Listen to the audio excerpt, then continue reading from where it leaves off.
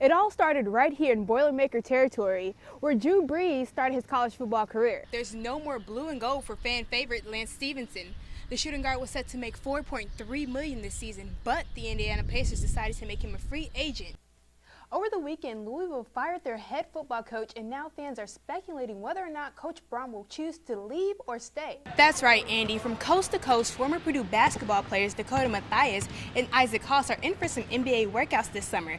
Dakota Mathias is headed out west to practice with the Golden State Warriors. Meanwhile, his former teammate Haas is headed out east to practice with the Cleveland Cavaliers. Tri-County and Rossville trying to repeat as sectional champions tonight. We'll see who advances forward to regionals.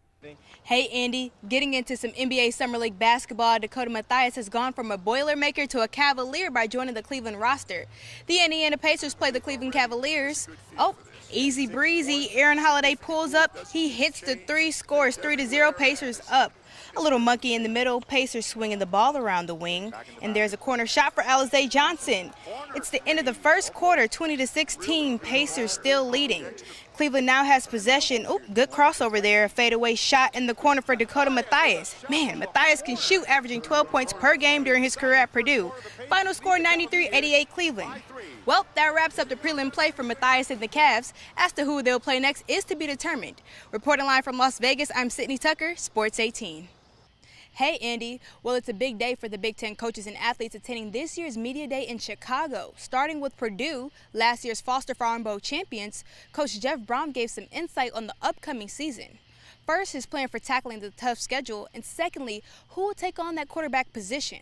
Right now they have David Blau and Elijah Sindelar working side by side, and according to Brom, he's not opposed to rotating the two players in order to do what's best for the team. Well, for us, I think we're in a little bit different boat as some of the other teams.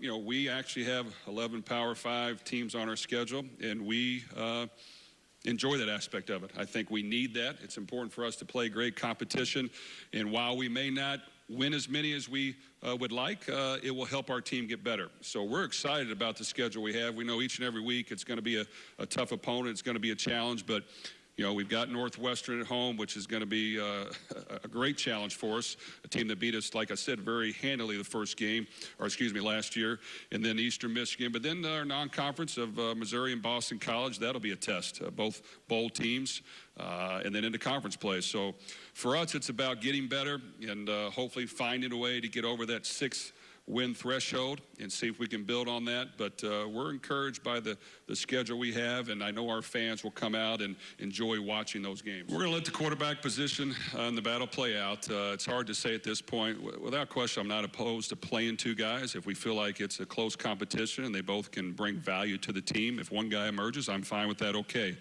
I do think both young men have improved.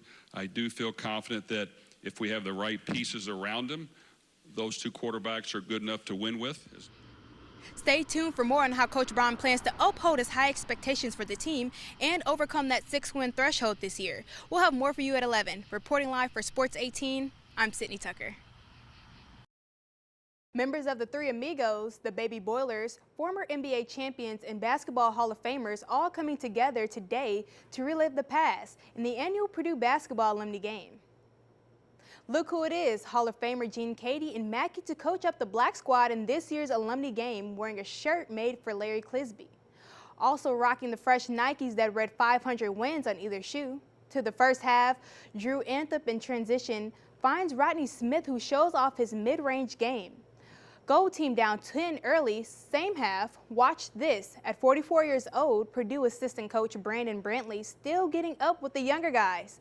Black team still up 10. Now to the second half, former All-American Robbie Hummel misses dunk attempt number 1. Travis Carroll there after the miss. They're going to find Hummel again, and he doesn't miss twice. Might have dunked a little too hard there. From one All-American to another. This time, Jawan Johnson transition. Mackey, we have liftoff, and the black team would hold off the gold. 101, the final in a game featuring a lot of friendly competition. Probably Jawan. I mean, we lived together freshman year. We had so many great moments here together. You're going against a guy that's still playing at a very high level overseas, so Probably it was a little bit more difficult for me to get shots off, but at the same time, I love playing against them. We played against each other and with each other for so long. It's always fun to go and play against them. Favorite part about playing the game is beating Rob Hummel. I think that's always the goal. I'm always happy that we're matched against each other, and then when I can get a win against him, it's always a great day. On the NBA level, the Pacers hosting LeBron James and the Cavaliers. Speaking of the King, Cleveland led by as many as 22.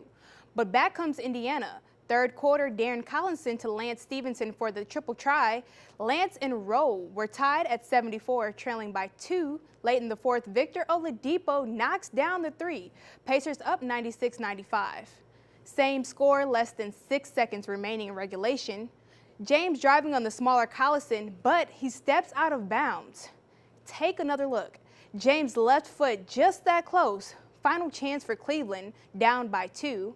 James' 3 ball is off the mark, and Indiana rallies to beat Cleveland 97-95. Turning over to baseball, the Cubs visiting the Pirates, trailing 3-0 in the fourth. Who let Javier Baez out? A 3-run bomb for El Mago, his second of the season. We're all knotted up at 3, but in the following frame.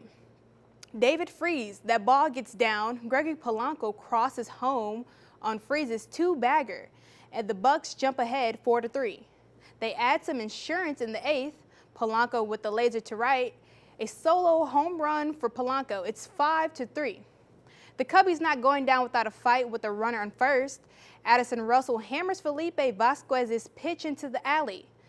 David Bodie crosses home from first. Russell slides safely into third, but after a challenge from Clint Hurdle, Russell is called out. The Pirates hold on to beat the Cubs 5-4. That's a wrap for sports.